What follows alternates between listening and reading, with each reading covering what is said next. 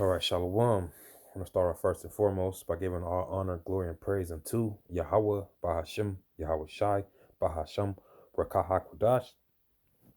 So like it. Double honors to the apostles and the elders of Great Millstone who feed and nourish us through the spirit and power of Yahweh, Bahashim, Yahweh Shai. Citation, shalom, and blessings to you, sincere Akim, that pushed his word and truth and in sincerity. And the brother Ashiyar Racha, Great Millstone Northwest. Just a quick lesson, I was doing a little reading in Samuel and came across, something that sparked the idea for this lesson, which I'm gonna get it in a few, but I want to start off with this because every nation knows who we are, man. Every nation knows who we are. And I'm talking about you Israelites, you Negroes, Latinos, Native, and Seminole Indians, man. They're privy to who we are, and that's why they continue to feed us lies, man. The apostle elders said it a long time ago. Only way you can lie is if you know the truth, man. You can only tell a lie if you know the truth. Okay? So these nations, they know who the hell we are, man. And that's why they're trying to keep us from knowing who we are, because when we all turn to our power, man, hey, the Lord is gonna have favor on us, man. He's gonna deal with us again, man. If like the scriptures tell, if we was all to face the east and repent and turn back to Yahweh Bashem Yahweh Shai, hey man, we will be delivered out of this fucking place, man. So Esau, Edom, and the rest of these nations are keeping us from doing that, man. I mean, really, ultimately, it's the spirit of Yahweh Bashem Yahweh Shai, because his word's not going to come back void. 2/3 of our people have to be destroyed, man. Okay? So, Edom is a means to an end. Okay? The Lord's use Edom and the rest of these nations, okay, to keep us from knowing who we were, man, who we are. What does it tell you in Jeremiah 17:4? We was discontinued from our heritage, man. Okay? And why, man? Because we chose not to serve Yahweh Bashem Yahweh Shai. Okay? But but our time of punishment is up, and they're still keeping us down, man. Trying to, at least. But the word of the Lord, hey, you can't suppress it. Okay? But I want to read this. This is Psalms 83. I'm going to start at 1. It says a song or psalm of Asaph. Keep not thou silence, O Yahweh. Hold not thy peace, and be not still, O power. It says, for lo, thine enemies make a tumult, and they that hate thee have lifted up the head. Yeah, man. And who are the adversaries of Yahweh Bashem Yahweh Shai, man? Esau, Edom is the main adversary. Okay? Because he's the physical counterpart of the spiritual demon Satan, man. Just like we are the physical counterpart of Yahweh Bashem Yahweh Shai, man. Of the spirit, man. Okay? But, yeah, man, he's lifted up the head, man. Proud, okay? Ruling over us with in vigor. Just ruthless. This nigga's ruthless against us, man. And not just him, man, the rest of these nations, man. Okay? Verse 3 says, they have taken crafty counsel against thy people and consulted against thy hidden ones. Yeah, man. Like, we don't have a seat at when I say we, I'm talking about Israel, man. Negroes, Latinos, Native, and Seminole Indians. We don't have a seat at none of these summits in Bilderbergs, and none of these fucking what's the shit called? Shit's words slip in my mind, but we don't have a seat at none of these councils, man. Why is that, man? Because they don't want us. They don't want us in power, man.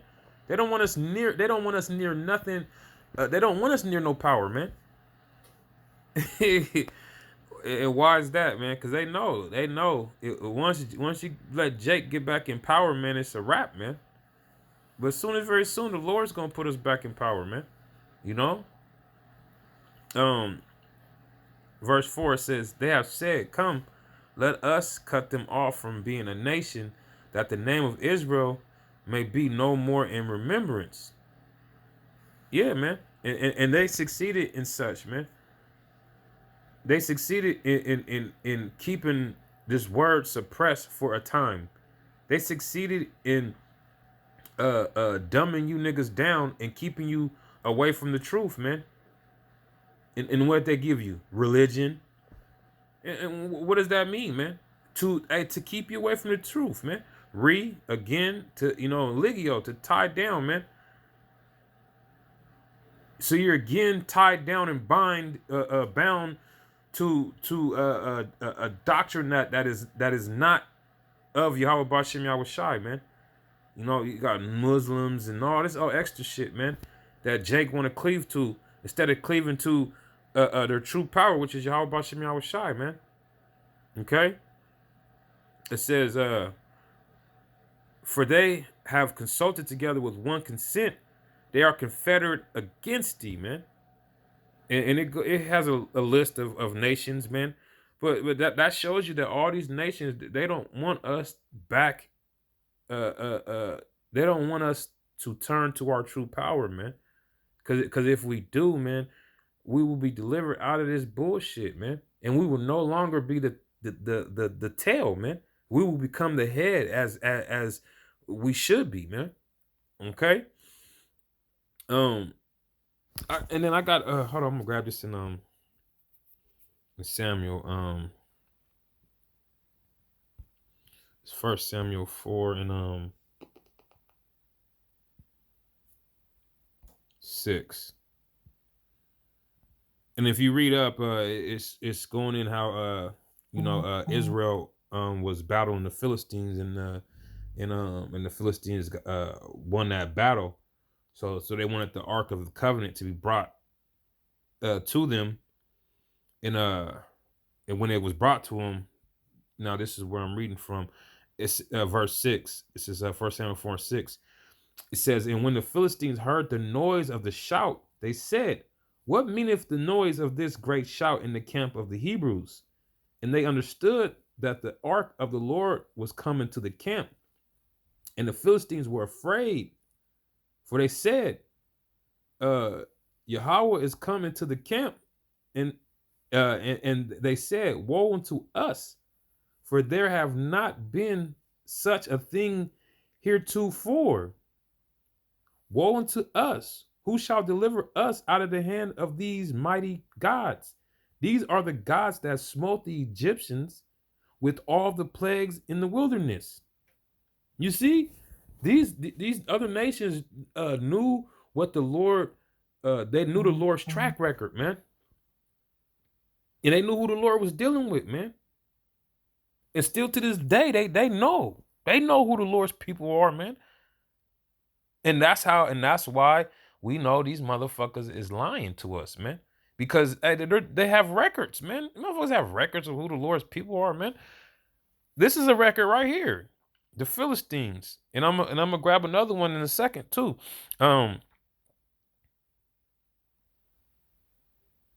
Verse 9, it says, be strong and quit yourselves like men, O ye Philistines, that ye be not servants unto the Hebrews, as they have been to you. Quit yourselves like men and fight.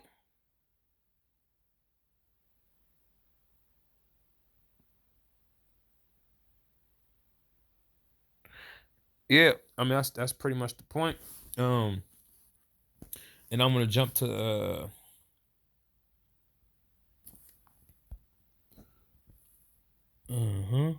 jump to this real quick, so I can bear with me for a second. I'll get this 5 and fuck. I started 1. This is Judith 5 and 1. Then was it declared to Holofernes, the chief captain of the army of Assur, that the children of Israel have prepared for war and have shut up the passages of the hill country and have fortified all the tops of the high hills and had laid impediments in the champaign countries. It says, wherewith he was very angry and called all the princes of Moab, and the captains of Ammon, and all the governors of the seacoast. And he said unto them, Tell me now, ye sons of uh, Canaan, who this people is that dwell in the hill country, and what are the cities that they inhabited, and what is the multitude of their army, and wherein is their power and strength, and what king is set over them, or captain of their army? And why have they determined not to come and meet me more than all the inhabitants of the coast? Then said, I can accord, Salakia from butchering, accord, the captain of all the sons of Ammon. It says, let my Lord now hear a word from the mouth of thy servant, and I will declare unto thee the truth concerning this people which dwell near thee, inhabiteth the hill countries, and there shall no lie come out of the mouth of thy servant. This people are descendants of the Chaldees, and they sojourned heretofore in Mesopotamia, because they would not follow the gods of their fathers, which were in the land of Chaldea. For they left the way of their ancestors, and worshiped the power of heaven, the power whom they knew. So they cast them out from the face of their gods, and they fled into Mesopotamia and sojourned there many days. Then their God, their power, commanded them to depart from the place where they sojourned, and to go into the land of Canaan, where they dwelt, and were increased with gold and silver, and with very much cattle.